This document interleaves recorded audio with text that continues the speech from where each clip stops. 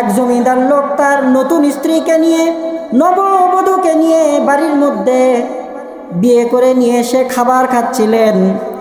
এমন অবস্থায় দরজার মধ্যে একটা ফকির এসে কড়া নাড়ল। ফকির ডাক দিয়ে বলল, ভাইজান, আল্লাহর হস্তে আমাকে কিছু দান করেন। জমিদার লোকটা অত্যন্ত রাগান্বিত হয়ে গেল, ভিক্ষুকটাকে গালিগালাজ করতে লাগলো এবং বলতে লাগলো, মাত্র খাইতে বসছি আর এই সময় তোমার টাকা চাইতে হলো, অর্থ চাইতে হলো। ঘাটটা ধাক্কা দিয়ে বের করে দিছে।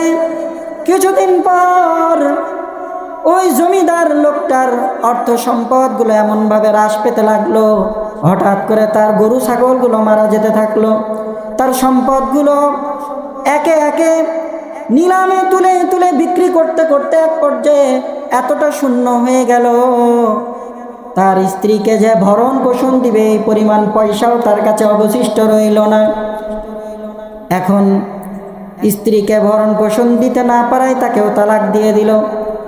স্ত্রীর নতুন আরেক জায়গায় বিয়ে হয়ে গেল। বিয়ের পরে নতুন স্বামী তার বাড়িতে গেছে, সেও জমিদার। তার বাড়িতে যাওয়ার পরে খাবার খাচ্ছিল, এমন পরিস্থিতিতে দরজার মধ্যে আবার আরেকজন ফকির চলে আসলো। আল্লাহু আকবার। জমিদার লোকটা স্ত্রীকে ডাক দিয়ে বললেন, বিবি যাও যাও, দরজার মধ্যে কে কড়া নাড়লো, একটু যে দেখে আসো, সে কি চাই তার চাওয়াটা তুমি পূর্ণ করে দাও। স্ত্রীটা দরজা খুলে দিতে দেরি, অজ্ঞান হয়ে মাটিতে পড়ে যেতে দেরি হলো না। আল্লাহু আকবার। জমিদার লোকটা ডাক দিয়ে বলতেছে, বিবি যান, তোমাকে ফকিরকে ভিক্ষা দেওয়ার জন্য পাঠাইলাম, এমন কি হয়ে গেল, কি এমন হয়ে গেল তুমি অজ্ঞান হয়ে পড়ে গেলা, কারণ কি? স্ত্রী ডাক দিয়ে বললেন, স্বামী গো,